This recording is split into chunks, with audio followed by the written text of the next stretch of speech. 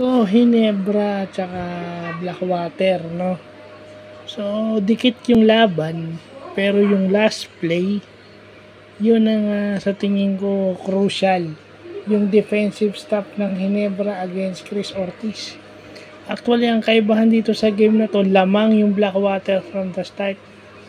So, sa second half lang gumana yung Hinebra.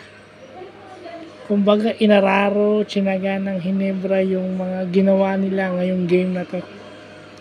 Never say die. Okay. So, yung Blackwater naman, ang problema doon, hindi na sustain.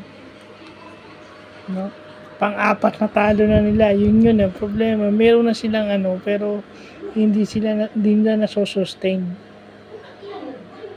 Magaling yung import nilang si Chris Ortiz. Magaling si Chris Ortiz kaya dumidikit yung Blackwater.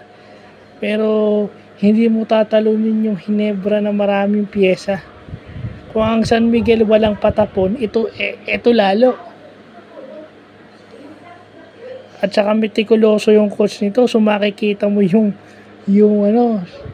makikita mo yung execution nito, hindi lang basta talent Yung ball movement nito, makikita mo. Mas lalo nagpapahirap sa kalaban. At saka si Amici, nandun na yung value niya, lumalabas na. Lumalabas na yung dahilan bakit siya kinuha ng Hinebra. So, yun lang po.